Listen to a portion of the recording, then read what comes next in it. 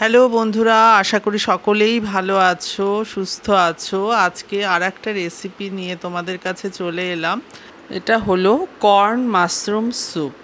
জন্য যা যা লাগছে, এখানে আমি মাশরুম একটু বড় করে কেটে নিয়েছি, আর এগুলো হচ্ছে ছোট করে কেটে নিয়েছি।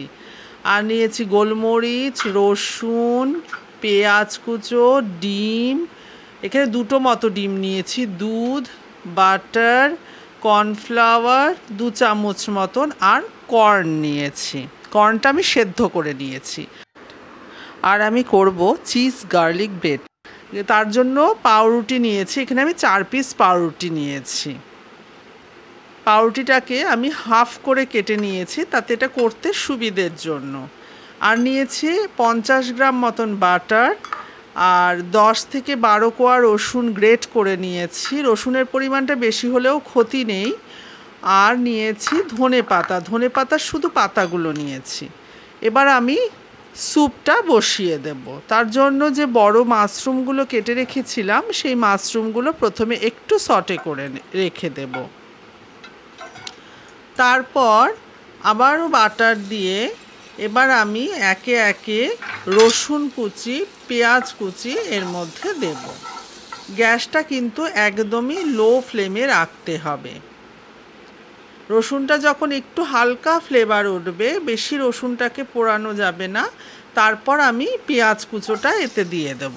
পেঁয়াজটাকেও হালকা ভেজে নিতে হবে। তারপর কর্নটা কিন্তু আমি আগে থেকেই সেদ্ধ করে রেখেছিলাম, কর্নটা দিয়ে দিলাম নুন, গোলমরিচ দিয়ে হালকাভাবে সটে করে নেব। করে নেবার পর 2 থেকে 3 মিনিট করে নেবার পর যে মাশরুমটা যে কুচো করে রেখেছিলাম ছোট ছোট পিস করে, সেই মাশরুমটা এবার এতে দিয়ে একটু নাড়াচাড়া করে ঢাকা দিয়ে দেব। আর এদিকে কর্নফ্লাওয়ার যেটা 2 চামচ আমি বড় চামচের নিয়েছিলাম, তাতে আমি জল দিয়ে ভালো করে ঠান্ডা জল দিয়ে গুলে রাখতে হবে। তারপর ঢাকনাটা তুলে এবার আমি কর্নফ্লাওয়ারটা এতে মিশিয়ে দেব। কর্নফ্লাওয়ারটা মেশানোর পর 4-5 মিনিট এটাকে হতে দিতে হবে। কর্নফ্লাওয়ার যে একটা গন্ধ থাকে সেটা চলে যাবে। আর এদিকে আমি বাটারের মধ্যে রসুন, ধনেপাতা মিশিয়ে রেখেছিলাম। তারপর দেব অরিগামি আর গোলমরিচের গুঁড়ো দিয়ে ভালো করে মিশিয়ে নিয়ে পাউরুটিতে স্প্রেড করে দিতে হবে। এটা পাউরুটির একদিকে শুধু স্প্রেড করতে হবে। স্প্রেড করে আমি এদিকে পাউরুটিটা রেডি করে নেব। ততক্ষণে ওদিকে স্যুপটা হচ্ছে আর কি। এবার স্যুপের ঢাকনাটা খুলে কর্নফ্লাওয়ারটা আমাদের মোটামুটি হয়ে গেছে, দেখতে পাচ্ছ। এবার আমরা এতে দিয়ে দেব দুধ।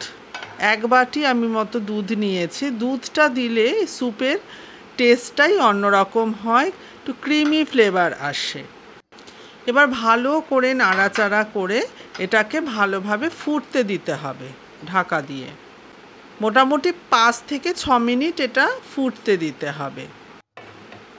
এদিকে আমি পাউরুটিগুলো রেডি করে রেখেছিলাম। এবার আমি তাওয়াটা হালকা গরম করে পাউরুটিগুলো আস্তে আস্তে তৈরি করে নেব। পাউরুটির ওপরে এবার চিজ দিয়ে দেব। এটা কিন্তু অ্যাকচুয়াল চিজ গার্লিক ব্রেড। খেতে অসাধারণ হয়েছিল, তোমরা বাড়িতে করে দেখবে।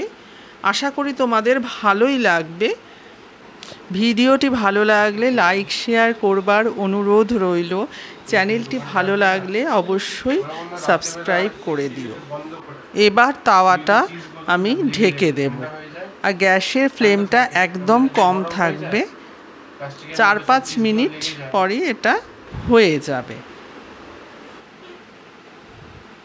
চিজ গার্লিক ব্রেড আমাদের হয়ে গেছে। এবার আমরা তাওয়া থেকে নামিয়ে এতে চিলি ফ্লেক্স দিয়ে দেব। এবার এতে চিলি ফ্লেক্স দিয়ে দেব। চিলি ফ্লেক্সটা অপশনাল, তোমরা চাইলে দিতেও পারো, নাও দিতে পারো।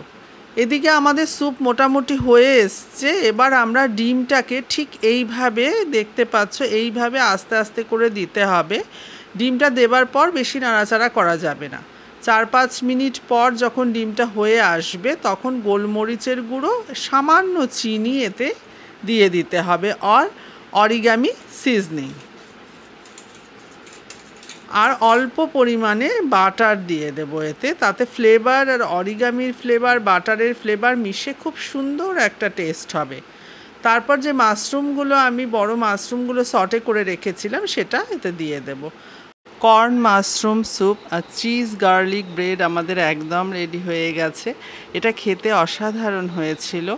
এই ব্রেডের সঙ্গে মাশরুম স্যুপটা খেতে খুবই ভালো লাগে। তোমরা বাড়িতে একবার ট্রাই করে দেখবে।